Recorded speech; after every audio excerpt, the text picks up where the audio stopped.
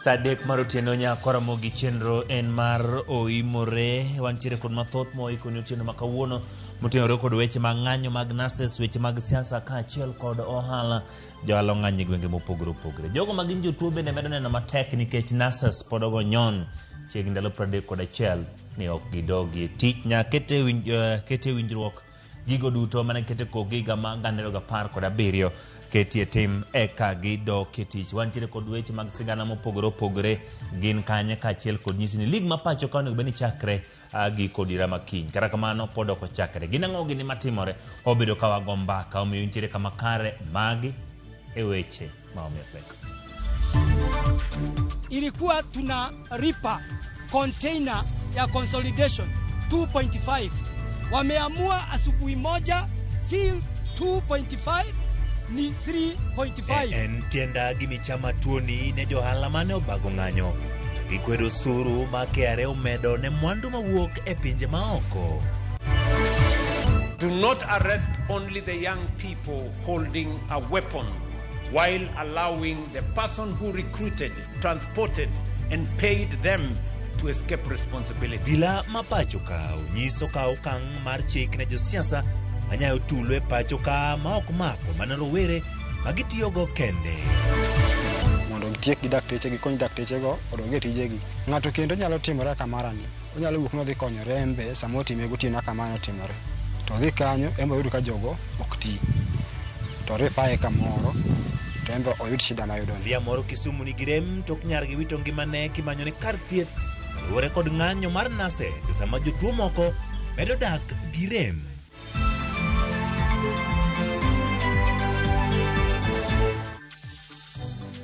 Machiegni nyakora mogi nyinga Ochieng' Emmanuel jaloko marwa en Liz Otieno bed kod chakruok nyaka giko ka wachako kuom jotimo ohala e boma ma Nairobi obago ng'anyo chuny boma no ka gikwedo godo medruok e wi osuru ming'ado e wi mwandu miwaro e pinje maoko ka giwacho ni medruok ma kamano time tok chik maoko nywak pachgi e chenrono. Obila ondiro yiro malungo wang' mar keyo johala go kata bed ni ne gibago ng'anyo mamuol magibire sima johala mamoko e kar dak ma Eastleigh to ne ohandgi kaka pile. Otieno Joab miwaler.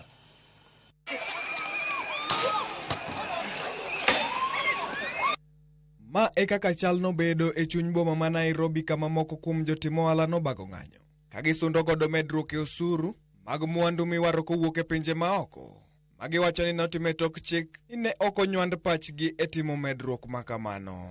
Johala go wacho ni medruok e wi sanduku achiel mag mwandu owuok milion 2.5 nyaka milion 3.5 machwalo medruok ma kamano gi atamalo 28. Bende giwacho ni mano ok bi nyalo miyo ohandgi dhi nyime kaluwore kod pek mar ngima mani malo.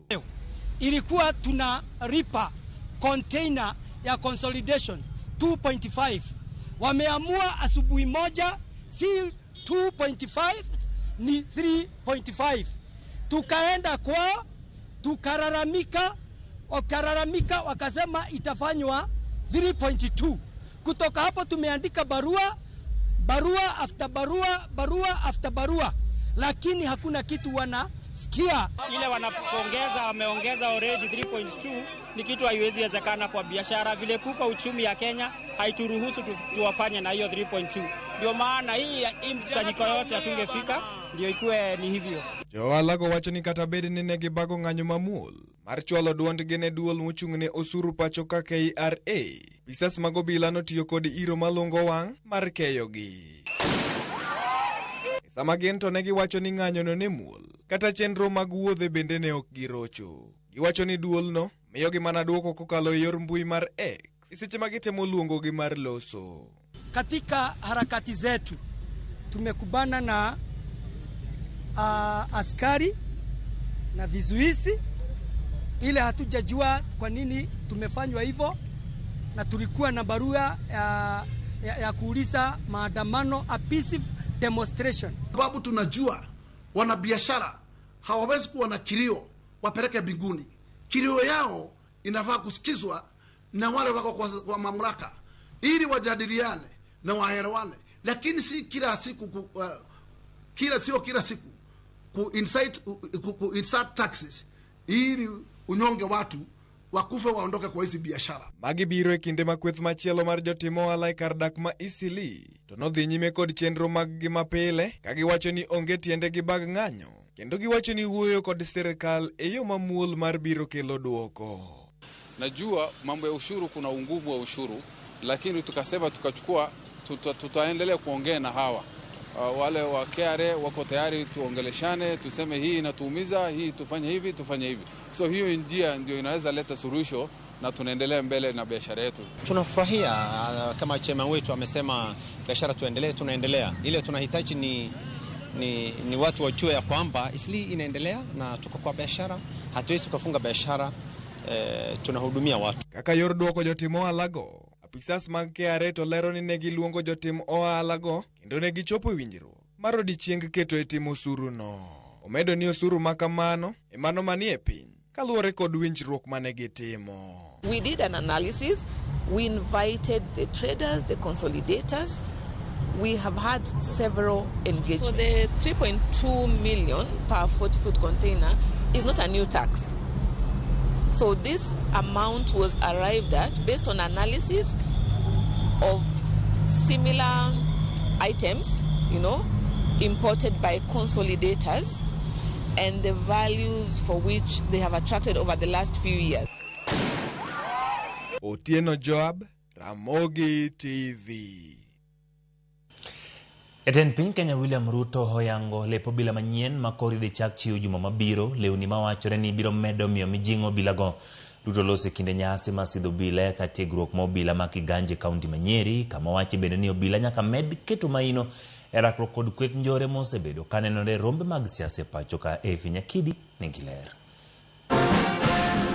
En nyasi masidho bila makwan gi dikala 6,000 ma osebede tiegruok chakre dwe mar 11 higa mokalo. Nyasi ma oyor kod jatend piny William Ruto, jatend migawo mar arita Kipchumba Murkomen, ogai mar obila Douglas Kanja kod jalupne Eliud Lagat. E kinde romono, jatend piny William Ruto oyango lepo obila manyien makoro ibiro chak chiw ne obila duto pachoka chakre juma manyien. The graduating officers will be the first to wear the new uniform. It will then be progressively rolled out to general duty officers throughout the country, effective next week.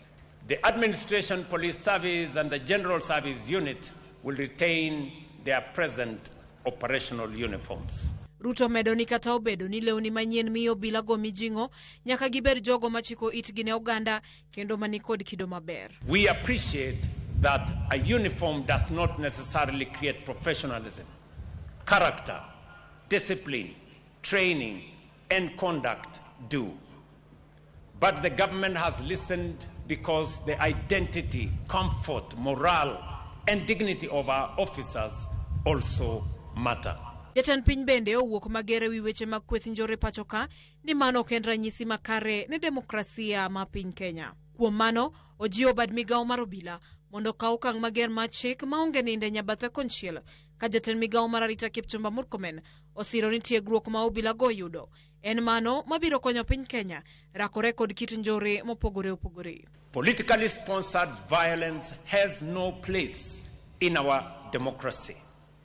The National Police Service and all our security agencies should therefore take firm, lawful, and impartial action against anyone who finances, organizes, incites, or perpetrates political violence. Do not arrest only the young people holding a weapon while allowing the person who recruited, transported, and paid them to escape responsibility.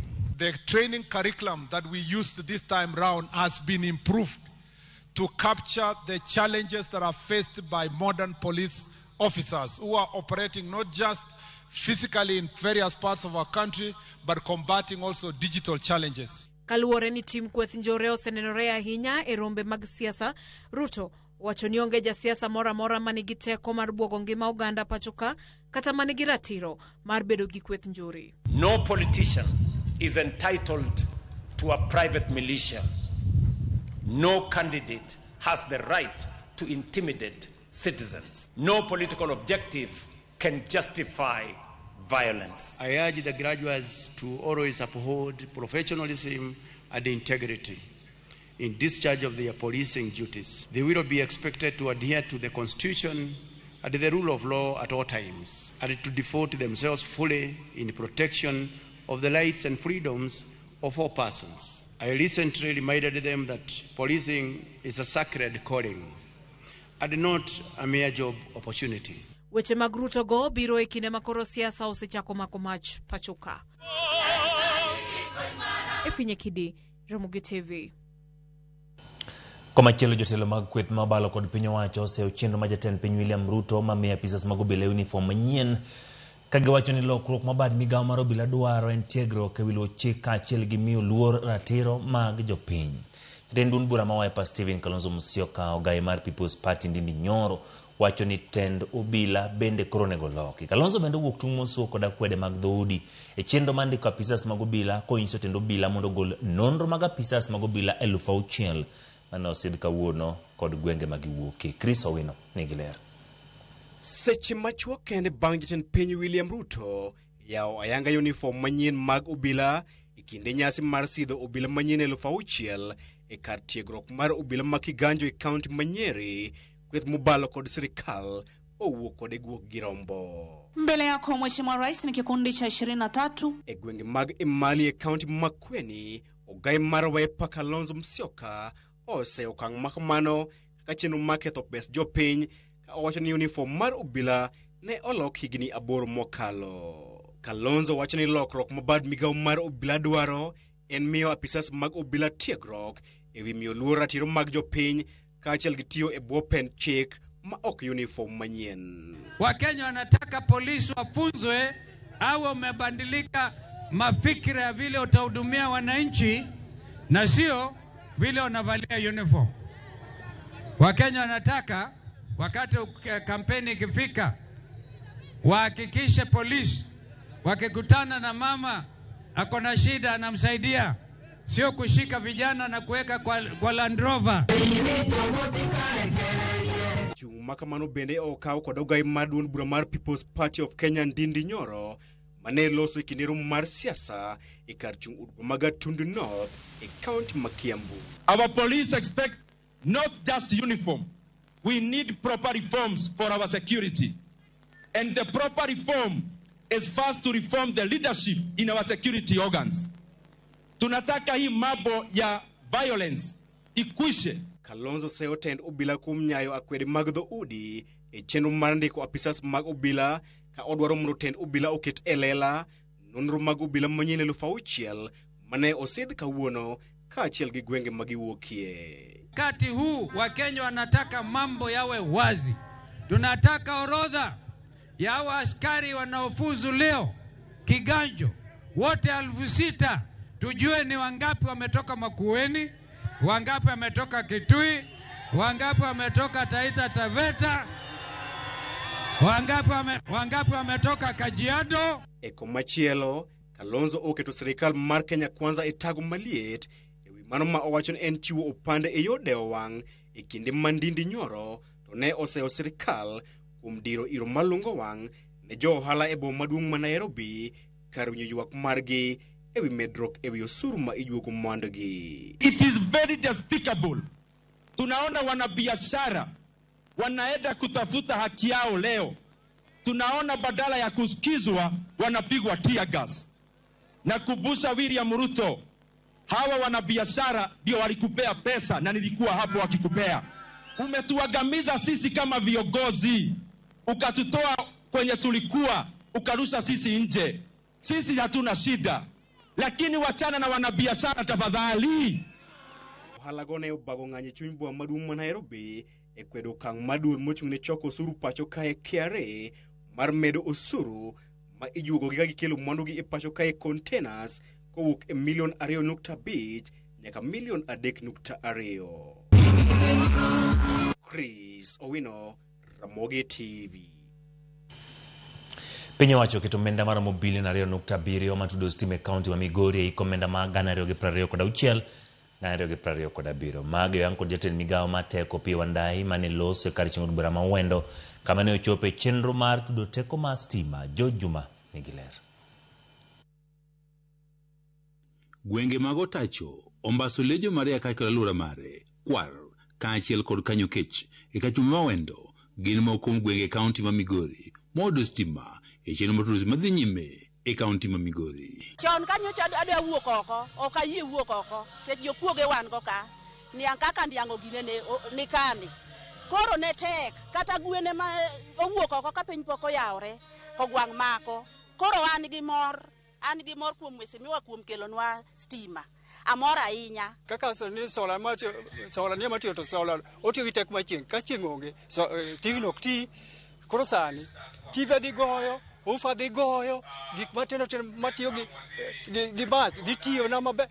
Jatend migawo mar teko Opiyo Wandayi manotin kod bi Mawendo Walter Owino kaachiel sinta ma Migori Eddie Okech e kind jotelo mamoko ne otelo chenro mar tudo stima e gwengegi. Hakika ya kwamba tukiendelea hivi baada ya miaka michache sura ya hii constituency itabadilika. Vile vile sura ya hii county ya Migori itabadilika kwa mambo ya maendeleo.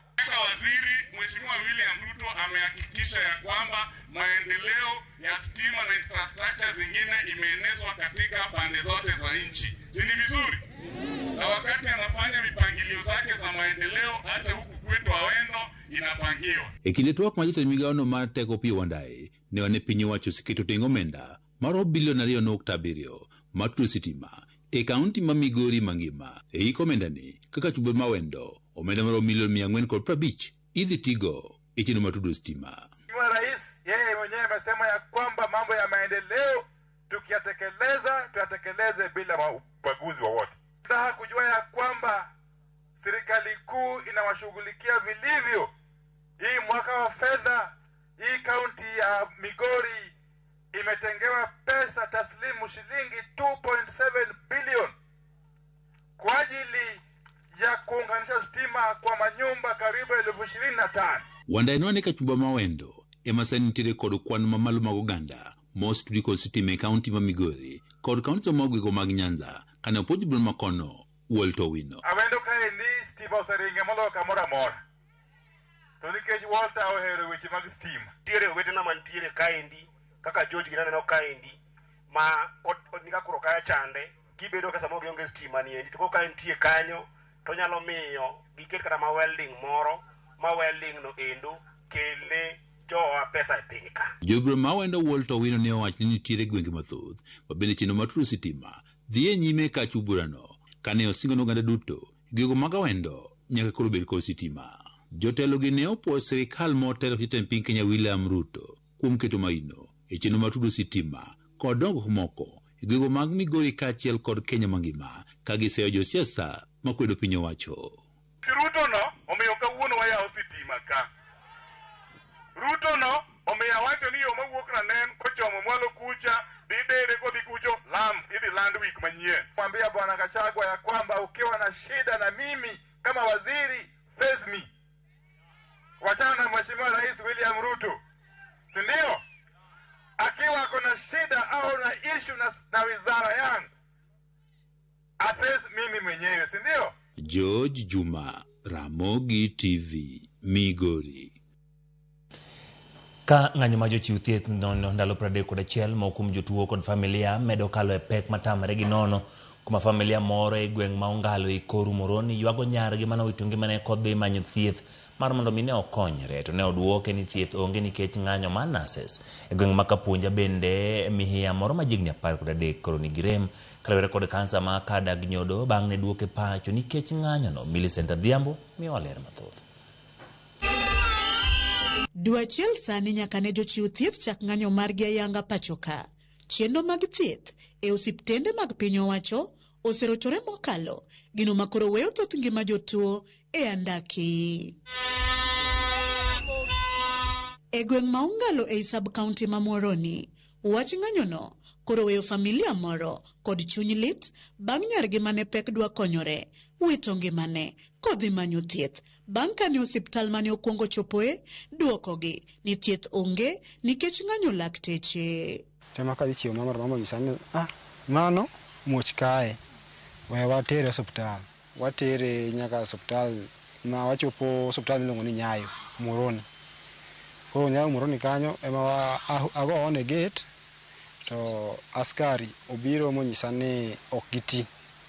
Adhi atere St. Vincent sani dakteche gomo koro ok giti gotieno. E osiptal machielo mane giringo kod jatuogi mondo okonygi bang' chandruok kod rem kuom seche, weche ne okodhi maber bang' nyargi ne tere pala nikech chal nene ni kuma rach kuom hawi marach ne oduogo wito ngimane. Ka gik sa 11 iluongowa nyathi gikelo gikete wigine kanyo mano pod lavenda pani ne nigi e iye kama gitime gine neno to kijana machielo kona ni mos no kana winjo chunya no dhi nikech noka expect mago nawe nang'ina dhi dugo kode kongima nang'ina dhi biro gi Familia no makoro we kod ting' mar nyathi makwar gi chuny lit tudo lal mar nyargi no kod wach ng'anyo jochiw thieth magi koni dine sirikal osewinjo ywak kod dwach nases dine mago okotimore. Takwaya sirikal ni ka giyie to gitim ne nases gi gima gidwaro mondo nases okony jopiny nikech jopiny nitie motegemea osiptal sirikal jomoko onge pesa manyalo dhi e private to koro ka nases ogomo donge koro to wuoka ng'ato kendo nyalo timore kamarani onyalo wuok no dhi konyo rembe samo time gotieno kamano timore to dhi kanyo embo yudo ka jogo ok ti to rifae kamoro to embo oyud shida mayudono kech en gima lit. E kinde ma familia no ywago nyargi komachielo e gweng' ma Kapuonja ei Kisumu West bende mihiya ma johigni 13 rem mar kansa duong' chuo mosechopo e stage mar 3 nego e dhot bang' duok gi pacho kowuok e siptal mar piny owacho ma Kisumu nikech ng'anyo gino makoro oweyo familia no kod achiedh nade e wi kaka nyathigi no nyalo biro dhi nyime kod thieth mowinjore. Nan general dwe mar 6 tarika 4 bagi kano sechako yudo thieth dakteche nogomo ma nyathi nokotieko thieth mare mano miwa discharge wadugo kode dala gi sechego nyathi pod ne ok nyal timo gimoro amora kendo ne pod otuo amoko wan piny ok anyal yudo yor konyruok konya uru. Wach makama koro miyo riwruok mong'ere ni Machozi ya Mwisho Initiative goyo duondgi piny mondo piny owacho okaw okang' mapiyo mar keto winjruok e kindgi kod jochiw thieth mondo weche thieth odog kare oganda owek hinyore. Okwanyal wang'iye gima familias dhi through nikech nurses ogomo. Tan gadiera ni governors kobet piny gi nurses. Tan gadiera jatend piny kowacho ni kiny nurses odog tich gibro dok. Ka odong' mana nyiriri machuo kende to ng'anyo mar jochiw thieth donjo e dwe mar 2 jotuo kod familia makamagi koro tielo ni ok ginyal medo rito kuom thuolo malach gikwayo mondo sirikal owuog oko mapiyo otiek midhiero mar ng'anyo mokwako sekta mar thieth mondo weche thieth odoge wang'e. Millicent Adhiambo, Ramogi TV, Kaunti ma Kisumu.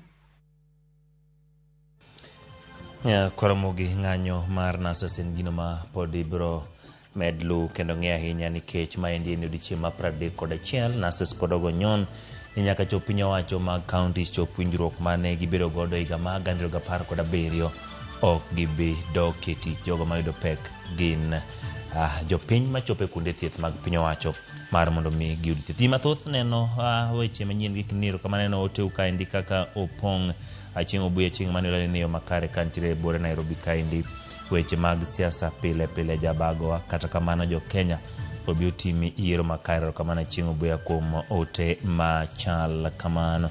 Antiere kaendi kod Kevin Alego bere nena kaentiere gwene mag Bondo owacho ni oneno weche manyien e yo makare. En bowacho ni ng'anyo ma jochiw thieth en gino ma kelo lit ahinya nikech thoth jo Kenya onge kod pesa mar dhi gode kuonde thieth ma private kamano kuom ote machal kamano. Ng'at maluongore ni Paulo de Souza wacho ni neno achiel kachiel ka intiere dala gi Dede Village ne Obuya SDA camp meeting mitieko kinyero kamano. Paulo de Souza wacho ni intiere gi min gi Karina Adhiambo nyar Kakdhimu, baba gi en Elda Morris Onyango kod jaode Sharon Otieno kamano. Paulo de Souza kuom ote machal kamano ka gintiere gwenge mag Dede e Obuya SDA camp meeting mitieko kiny. Nyakwana mogi kik dhi mabor ka waduogo donje kidieny mar sigana mathoth wantiere kod gin kanye omiyo kik dhi mabor wantiere kod mathoth moiko.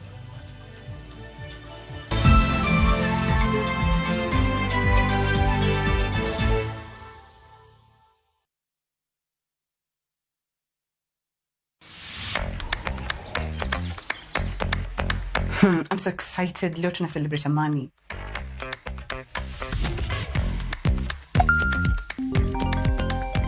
Hey girls, I hope mko ready. Niko ready kabisa, but I feel a bit tired. Come on girl, trust me, this time round tuko sorted. Nishabook Wigo na nime add stop, so msipanic, nitawapika doorstep. Wow, umefika haraka.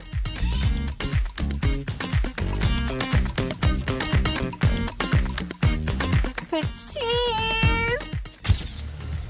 Dere, thank you so much. Welcome. Have a good day. When it matters, Wigo.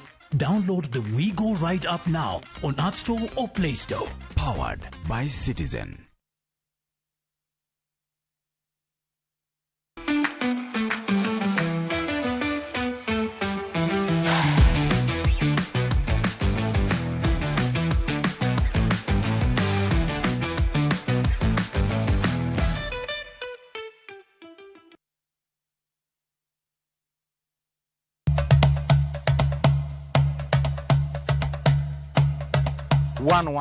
Chenro malero kitwa gi timbewa kod puonjo dholuo. Sani upuza ni uluongwa na mabuda. Koro mwan mabuda ni girieko mwan koro mathin man kuro maru ng'eng'no.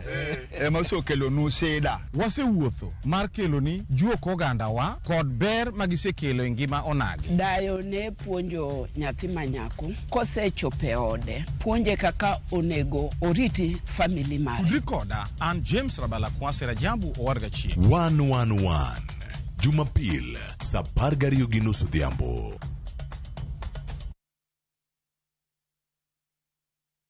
There's a version of you that's already in Qatar, watching the Doha skyline catch fire at sunset, standing beneath the Qatar towers that curve overhead like waves frozen in glass, kicking up dust on a desert safari, laughing at the 4x4 crests at Golden Dew, wandering the quiet halls of a museum of Islamic art, history whispering from every wall. And right now on a boat to Banana Island, white sand, clear water, a zipline waiting at the far end of the beach. This version of you is one booking away. Hotel, tour, and your visa all included, starting from $2,080 per person, sharing for 5 nights with View Travel. Call or WhatsApp +254 073 254 254 to book. View Travel. Dream, explore, discover.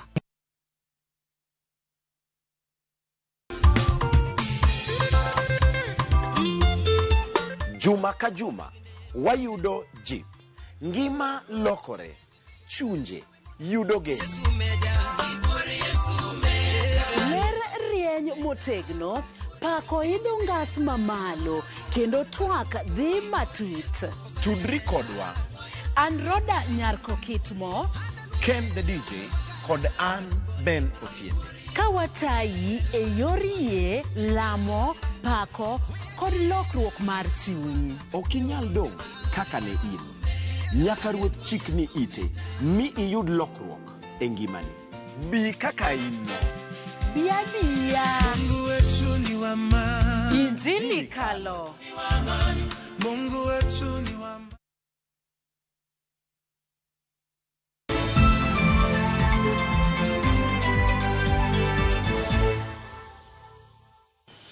Machiegni kendo nyakwara gi chenro pod en mar oimore, mana kaka juma ka juma wakelo ni chenro mar Gin Kanye. Kawuono wamenyo ni jakedo kendo thuon luo Achieng' Oneko e tielo mogik wami sigana kaka osiepe kinde kod mzee Jomo Kenyatta nokelo liet kapok ogweyo tao kaka jatend migawo modok kuom Jaramogi. Jata chenro ni Walter Nyambaga nigi mathoth kaka Oneko nochwalo dongruok Rarieda. Osiepne ma Wilson Ongweny miwa mbaka kaka siasa mar Achieng' Oneko nochalo to kod kit duond bura mar siasa mano Achieng' Oneko siro. Koro kinde ma Ford Kenya ka gi KANU ka ma koro warome gi Ramogi Achieng' Oneko ka koro dwaro kom mar Rarieda. Wa bondo koro wan jo Rarieda. Osepog piny. Osepog piny koro ka iri ma koro ne abedo machiegni gi jaduong' kaka ng'at madwaro ne kura. Aringo gi ndiga adhi Asembo, aringo e Uyoma ka eri. Kamano nyaka ne waloyo mwayudo kom mar Rarieda. To loch mare ne miyo jo Rarieda e kit picha mane? Piero chiko gari. Duol matayo yiero kod Kiolande ni Aching'o Neko loyo. Agoro biro pacho ka piny ne chalo nade? Ne lich. Ne lich. Lich mapok aneno. Achieng' koro MP mar Rarieda. Dala ni nopong' ma to waketo ji mane rito toke koni eri ma kik ng'ato donji kata gi dho nam koni.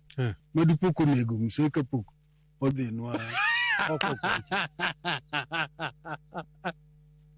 Yudhe okwor e tok dala ka eri. Wachiegni gi nam ka, ikia gima nyalo wuok e nam mabi donj dala ka eri. Chieng' manigolo babana, wadhi gi mamana, Mama Jadida, State House, gi Margaret Kenyatta, mane meya ndalono. Koro ka chieng' nogo manogo nyimze, ma Kenyatta wachonwa gi mama ni nyau penjo ni gine ni baba chuori onge, okerigo. Negi kele ka ok wang'eyo, wan wadhi mana apil ne ni mondo gony baba. Koro wabet gi mama kamoro, bul kamoro manoketwa, to kwa wuok ni Njonje manoluonga, daktari bigi mama. To kwa wuok ni wawuok kama to wayudo Kenyatta ka jobet gi ng'ani gi babana. Then in short, ka watieko mbaka ma State House kanyo, to baba na kone Kenyatta, ting'eni nyathina ni onge gi tich. Oneko ne jatwak mondieke od bura e weche mag dongruok mar Rarieda. Odhi e parliament. Tawuor ni bedo ne parliament no okawa ka gi gache madhi Nairobi mong'ado na permit madhi adonje parliament ukono nudhi bed kachacha. Kura bet aneno kaka ji yalo. Kit telo mare mane en? No jatelo machal nade? Gikora na awacho ni ne ng'at ji.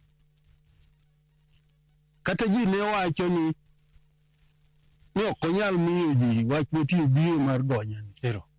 Ne onge kuom jaduong'. Omiyo ne ji wacho ni thuol ni ofuke. To nohero ji nikech nonyalo chulo ni nyithindo fees.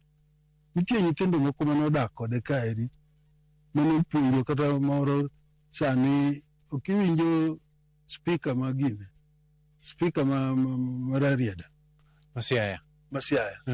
Jojo kode. Nodak kae. To gini jomage mane osiepene e siasa? Ng'ama ne chande ahinya, ma bende owadgi to owadwa, niluongo ni Henry Umo kendo. Umani ne jakanu.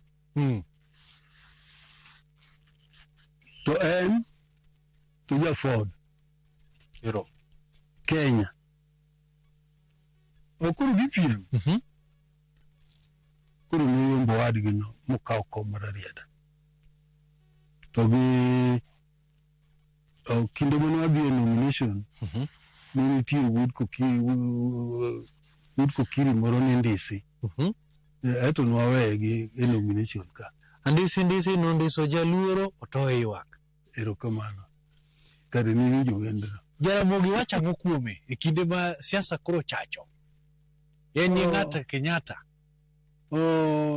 Jaramogi miluongo ni Oginga Odinga. Oginga to nosiepne. Ok mae momiyo ka Oginga koro jochwanyre gi Kenyatta. To owere gi Kenyatta koro odhi kuma Oginga nitie. Ukiwinjo ni no bik moginda niti. Owe sirikal. Minister moji wacho gi dure. No yere nyaka minister e bunge ka. To minister mokwongo mar broadcasting kiangono information and broadcasting. Yes. Sirikal mokwongo. Kenyatta gi babana ne osiepe mangita gi del. Makata ka an ng'ama nyathine an London. Taneno kaka gibet. Makama ne ot mane Kenyatta odaki, room mane Kenyatta odaki, mzee odak next. Negi nosiepe. Magiago ang'o, giage jela. Maging'egi magidwaro ni Kenya. E siro somo, Oneko nogero sikunde to kod ute mag thieth. Wan gi Ramogi Achieng' Oneko kaeri. Makoro en secondary. To kata mana osiptal makoro wan go miluongo ni dispensary. To kata mana sitima makoro waneno kani. Wan gi pi. Wan gi dispensary. Taya wan go. Wan gi primary school. To wan gi secondary school. Okoni Oneko noweyo gi apoya gima pod litnegi nyaka kawuono. Na en gima buoga. To kinda kwane ngimana. Ni kama kura chopo higni 90 ni. Ng'amo tok kaneno kama e. Momulo gi lweta kama. Kapok ang'eyo notho. En Achieng' Oneko. Kamze otho.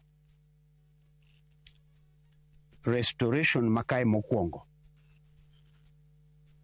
Kibaki administration ema notimo. Ma olos odni.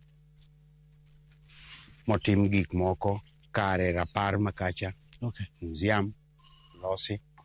Kisumu karka hapa ni wabro bedo about 3 bookshops magine monyalo yude gine. Nairobi ntie bookshops penti mwase loso jok mwase loso go.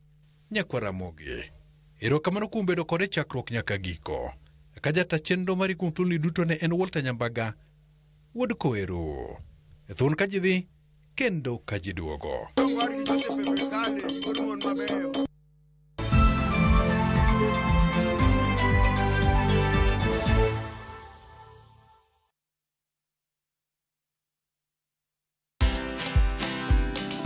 I decided to be keen on matters pertaining to family. Yeah. That's why you see I'm very serious when I'm raising kids which are not mine. Yeah. Because it's a lesson learned that watoto kuwalea kwa njia mzuri, they'll never disappoint you. Watch this story and more. Download the Citizen Digital app or visit www.citizendigital.com and find the Citizen Originals portal. Kenya's #1 app, Citizen Digital.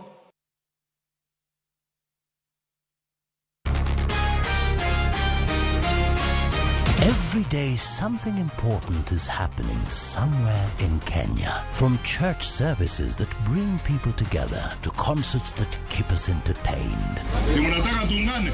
From leaders addressing the nation to political rallies across the country. Ni maendeleo ndio itabadilisha maisha yenu. Fika kwa Pope akuombee upunguze uongo. Tunaingia settles na matendo.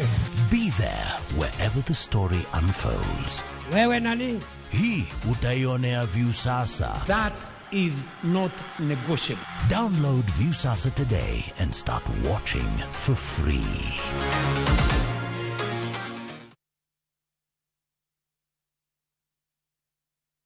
Yesu wangu, kama si wewe, mimi singekuwepo. Erokamano ahinya jahera mar Injili ngima kuom kete chenro mar Injili ngima. Injili makelo ngima.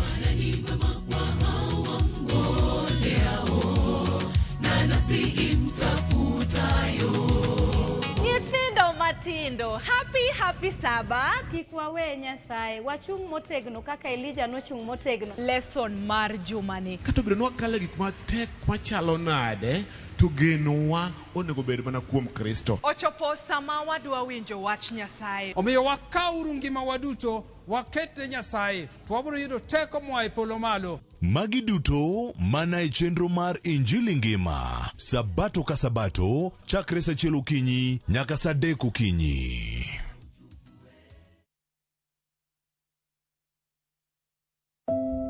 Salam Maria, umejaa neema. Bwana yu nawe, umebarikiwa kuliko wanawake wote, na Yesu mzao wa tumbo lako amebarikiwa. Maria mtakatifu mama wa Mungu, utuombee sisi wakosefu, sasa na saa ya kufa kwetu. Amina. Dial *811 *575# to get Salam Maria as your skiza tune.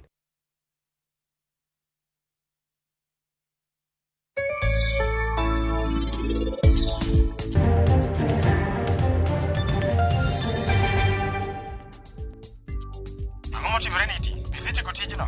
Iwacho na maber ni tijno nyaka tiek. Idwa ni kaw seche adi mondo itiek tijno? Wachna ne.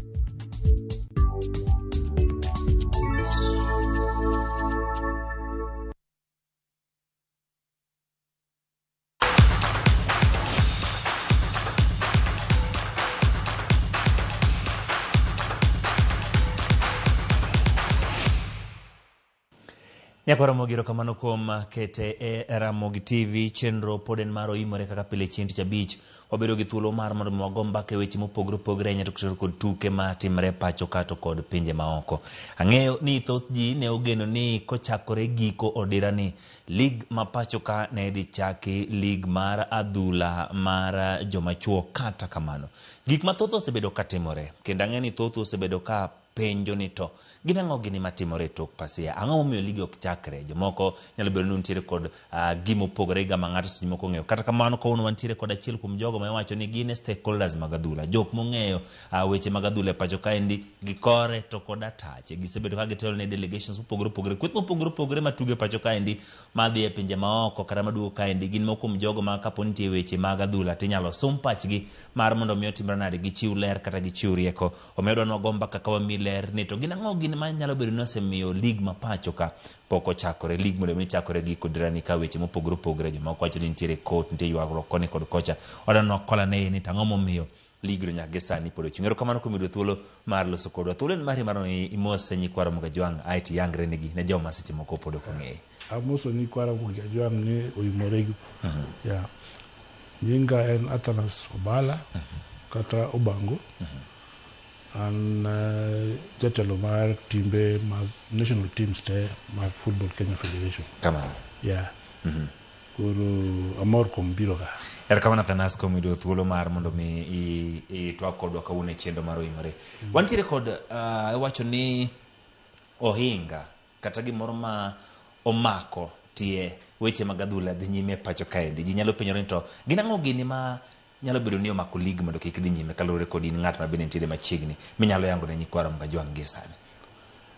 Aparo ni kirango maber inyalo neno ni wach mar dhi e court ema otemo duoko wachien matin nikech sani as we speak lig no onego bed ni chakore kiny according to kaka ne chenro manoketi to wach court koro osebedo ka yware to yware mar court no miyo lig ok nyal chakore nikech dhano ringo court left, right and center and mano ok en gima ber for adhula. Kamano.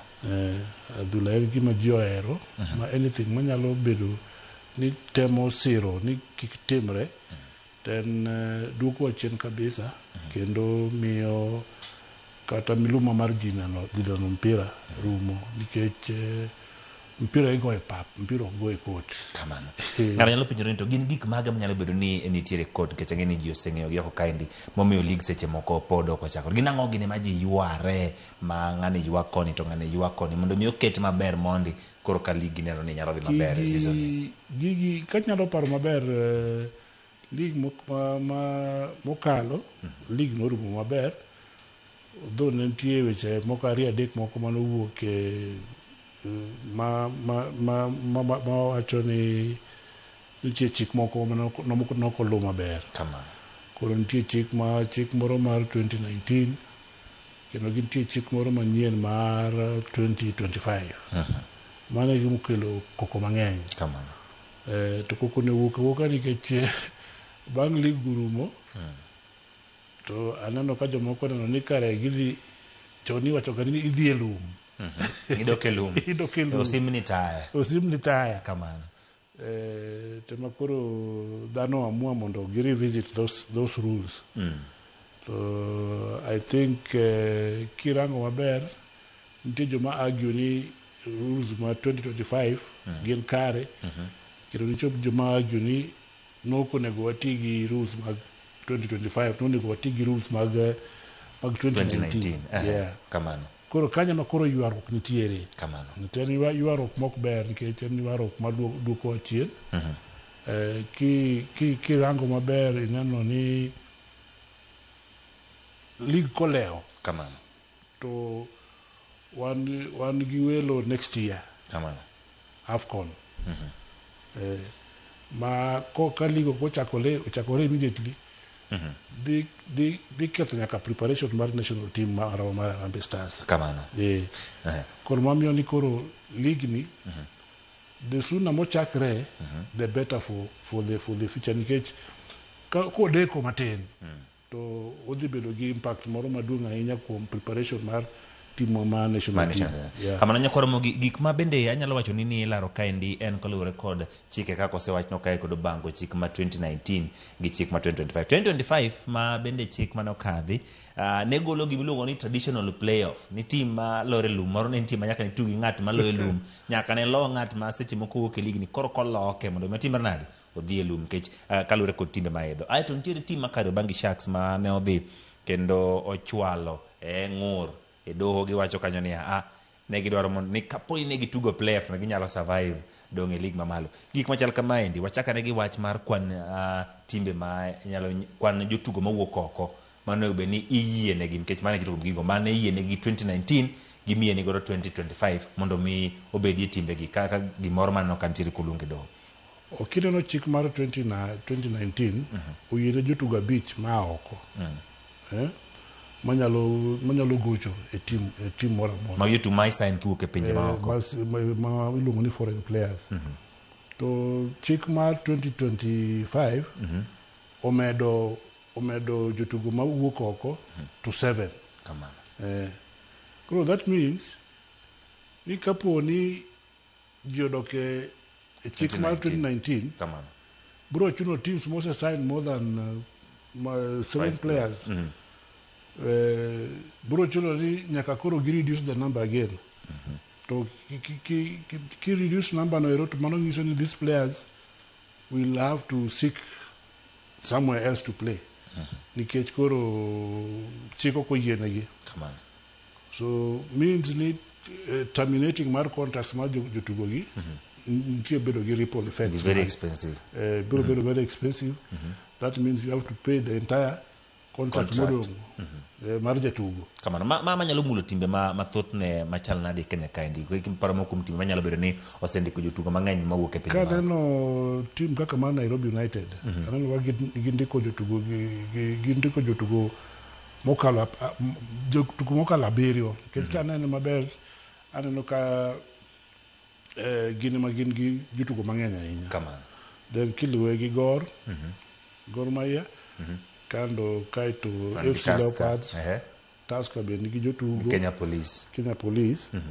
Those the top five teams go gine magi dibedo affected gi wachno ero. Koro en case ma very complex ma nyaka rangi maber nikech koni gi koni odhi hinyo ng'ato. Kamano. Koro I hope ni as we move forward ka ligi chakore a solution will be found to mondo at least league ogoyo maler maonge koko. Kamano. Chikegi nolos gi 2019 kaka mano tok 2025 ji nosetugo kendo Japan kana mpira chakre dong ji winjore gana dier magi te chike wang ni kapo ni chopo namba makama we need the direct mo kitimango okitigo playoff I don't tell timbe mabende gin negi dwaro mondo gitieke namba 1 2 3 kaka sani koro Mombasa United ne bini biro gin makoro gilwar namba kech koro Migori Youth Ler 3 KFC gin gisedonjo koro ka wantie gi Mombasa United mabende bodoro tugo maybe Kario Bangi Sharks enango manyalo biro deo be pani timbe gi nyalo yie kama Mombasa nyalo yie ni mondo gichak go playoff ka chiko sebet koso okay nega koro kirango chike gi maber kamano chike gi affect two teams chik ma affect Mathare I mean Sharks kendo chik ma affect Mombasa United kamano koro that is very complex because kirango kawaduogo 2019 kamano they affect Mombasa United. Because 2019 madong bro chuno ni Mombasa jaka vie playoff. Nyaki go playoffs. To kia duoge 2025 chuno ni Sharks nyaka via peny ko direct. Onge kata playoff. Kamano. Koro manya kama koro daro yuare. Kamano. Yeah. But we just hope something will come up and along the way so that wane kaka wanyalo gimaber ni wane kaka wanyalo avoid which mag you are the court at a lot of litigation mamba biro sate ni wayuare kamano to along the way no local league the nyima ko chopo giko tiedo ka koro di chako yuare kendo koro I think the best thing ni en mana ni nyaka koro kapok ligo chakore mondo ji nitie oket gimora mora lela ni kama kaka wadhi goye kamano kika wabutieke kamano urumo to kik ngato bi kai kendo wachako wacho ni fadogru chien kendo kamano odhiambo makawuono kapok wachako kata kapok wabire weche manyien kata okani do mamuranga bende no chwalie ng'ur owacho ni koro amiyo FKF thuolo mondo otim nade odhi nyime gi league ginyalo chako league season 2026-2027 ai to kata kamano ibro tuge e bochike ma 2019 donge mopogore gi mane otigoro 2025 mano go last season ai to kendo giwacho ni gini ngeni ka ngade kama to nyiso ni inyalo duk ji tugo nyalo duk ji tugo iluongo nango playoffs chande ai to mabende kaka wasewacho nyiso ni timbe makoro kaka Gor Tusker Police mosendiko kwan jotugo machon iduoko kende drawing board mondo ng'iane kaka gidhi timo ginago gini gik ma wanyalo gengo ma mondo mi kik timre kaponi jodoke ma ineno gima timre en chikego kaka kut ma Murang'a ogolo gidene kirango maber gikoni wadoguru 2019 mangiso ni 2025 emano tiyo e season mokadho koro gikwayo ni ji odoge 2019 e season madhi chakore makirange maber ngiso ni 2025 cha was okay because it was the league no room gi 2025 no koro sani koro doguru e 2019 kamano ma jokanyo duto 2025 ni jokanyo duto mag tuke no yiego ma ji norwako ma opiro sego momoro tema ineno ka koro nikech inyalo paro mpira manogo mogik ka league dhi rumo kamano timbe kaka Kariobangi Sharks nonego gilo Sofapaka gonde mang'eny gonde modhuro mano ko chopo ka with the view of kaging'eni kwabedo kwa loyo to odhi bedo directly relegated hoping that Mathare lose their match in Kericho mano ko chopo ka so it never happened inyalo paro mpira moro ma coach moro no donjo na kai pa kane bepo se donjo mang'eny kamano magi to koro nge chal muloso duoko chal ka gima gini olosi koro gini en very complex ma odwaro ni ji ng'ato bede soba for the sake of football mana gima duong' waneno ka osetieg kocha osetiegi jokudh firimbi kendo onyori bende tiego timbe kako nego ben kechintie dwaro moko ma bende FIFA gi CAF dwani mondo mi kocha nyaka bed godo long refresher courses gigi osetim to pod ntiere ywaro machal kama gini chal nadi paro nyalo kelo effect mane ne johera mag adhula to maybe seche moko stakeholders mag adhula to kod maybe jok manyalo bedo ni sponsors ke sponsors bende nitiere kainde kanyo makoro wach peke nikech broadcasters sponsors the more magini deko dhi bedo matek nikech gimbe nitie kaka gidhi losses moko kaka broadcasters watch my bookings mag satellite and whatever they go through a lot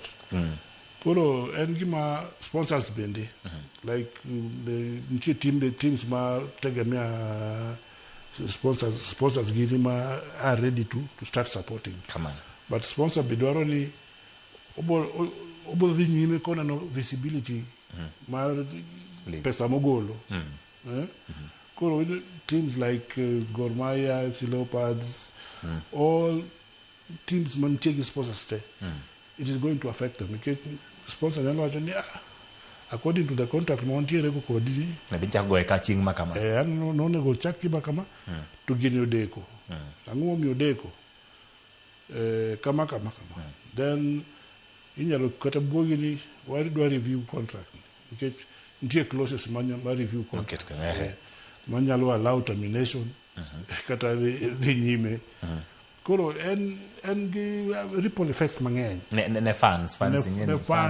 jamano sai correct anybody in football ji neno kata kineno mbui mopogore ji osechako bedo gi mor ni league duogo no gik milanda mathindo yudo admin ma team no chako lawre gi mar macho romo kodu ai to koro ochopo ni koro kutugi sani ka koro dogolo ng'eto ni ogole odhiambo to koro giwacho ni league nyalo dhi nyime ma mono beri chakre kinyi do neno ka en ng'eto bende seche moko gol to okogole samuinjo nikech koro league nyake sign match commissioner nyake sign jokudh firimbi ipani dowa kanyo ma jomoko kide chak do kedo chiwo tich mar dhi kwedo ng'eto machal kama jok magini nyalo diyo chik bende mar gompira kata ka koro ise council tuke monego tuge this coming weekend nikrok chik moro ben chiba dwaro ni within a certain period emone give me notice mar 72 hours to my is just less than 22 hours koro there's no way menyalo wacho ni king to go to because for Gor to be they have to market the game they have to make sure that nikech gimbe gidwaro revenue kuom jomadonje gate koro en gimoro ma kendo luoro moro nitie nikech ng'eni koro kaka asewacho kanyo mbele ni is a very litigious country ma ng'ato chiego kinyi mande ng'ato buro mondo kendo dhi e court wacho ni ruling mar doho ma Murang'a no okoyiego koro mane luoro mantie mano kes machielo kendo mano koro kes machielo kendo mapoko ng'ade koro maga gik ma wakwayo ni walamo Nyasaye ni kik timre kendo nikech joma ohero mpira biro ol gi rito and mpira konyo ji mang'eny sana kirango jo hawkers moko mauso e stadium gi across the country kata ni Premier League kende all other leagues the more put leagues go delay ma jomoko okwiny maber economically jomoko okwiny maber nikech joma ohero timo joma depend gi football for business kamano nyalo bro hinyore kabisa adono ng'e ne wach motino record ing'eni nitiere ga international breaks ma bende chano gi kalenda mar FIFA poni ok wachake e samo winjore international breaks nyalo biro bedo gi shida gi kalenda mar FIFA odiochienge mag koso nyalo biro kelo koro dhungruok mag tuke kuchopo samoro ma ko dwaro mondo seche moko jotugo tuka ma to league bende koro nitiere ka ndio dio to again calendar mar FIFA is permanent and gima kosewuok to sewuok you cannot change it so that means if kaponi o delay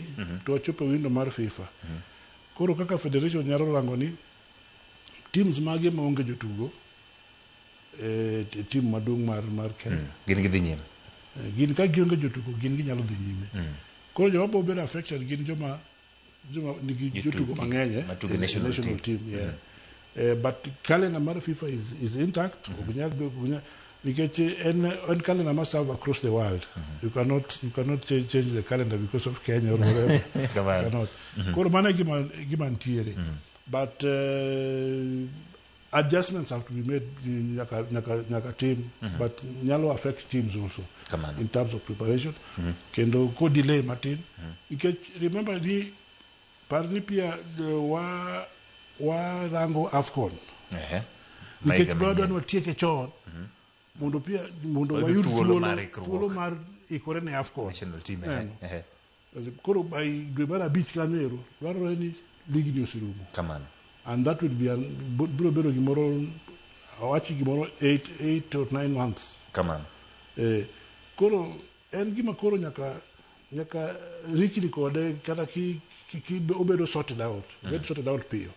Because mbele ka odi affect kamano kawatieko patch jotugo mano sai korene league gini paro ne chalna nikech ni ng'at ma achiel kuom jok mosebedo kata ka odhi e team mar Kenya ka dhi oko untiere ga gi ikruok to kochopo kama koro jatugo koro tugi ni ochor nyime ang'o mono ka timre patch jotugo moseikre ne league ma gesani king'iyo timbe duto chal ma oseyudo sei mag jotugo kendo gite king'iyo ragilo sembui wan wai kore ni wadhi time nade league ni wang' odwa yiengo wadwa kawo gidawen ka giwacho ga ni gore ni time lakini gidawen gor gite patch jotugo ang'o ma koro pane timore patch jotugo koro psychologically gi ikruok kata gidem koro tutie clubs moko nyalo wacho ni jotugo kata ginyalo delay kata gi salaries mag giso ni I normally pay you to play.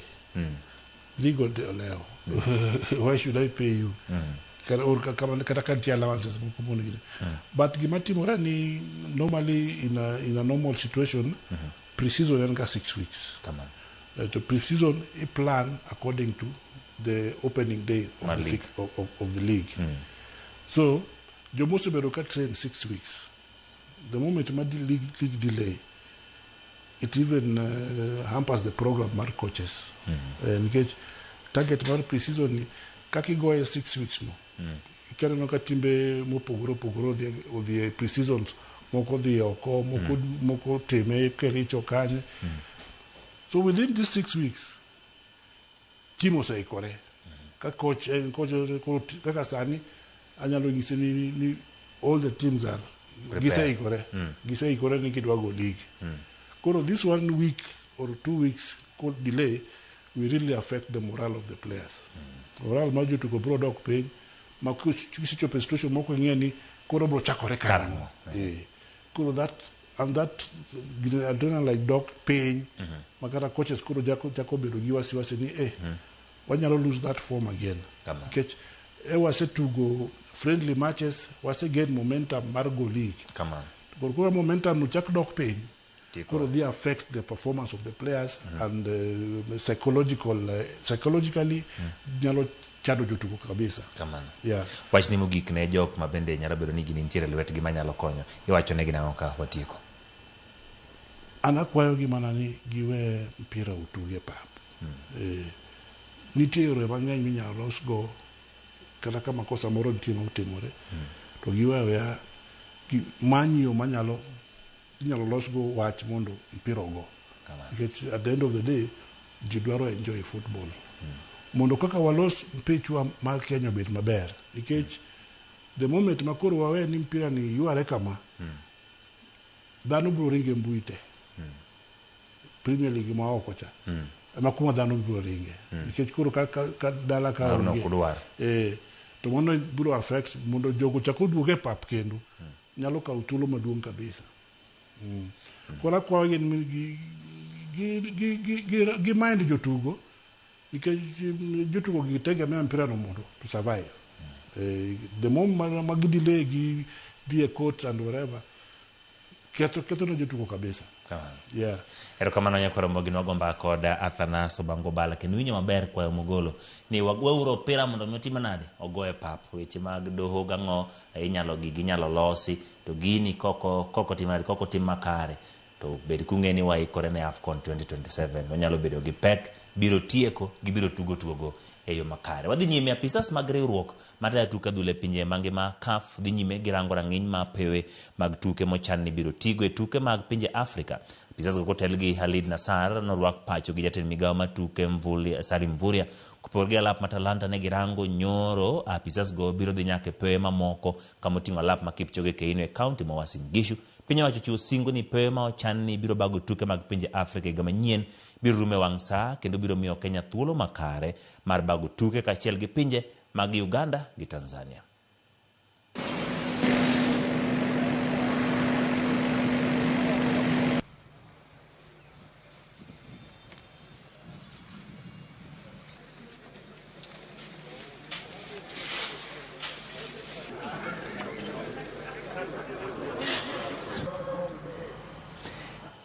Kwaramogi kotenore kod mano wantiere kod tuke mabende nyo tugi ka tim mar Chelsea noyudo loch bang' tim mar Luton Town gonde 2-0 tugo manyo tugi mar EFL otieno manyoro. Chelsea oyudo thuolo mar dhi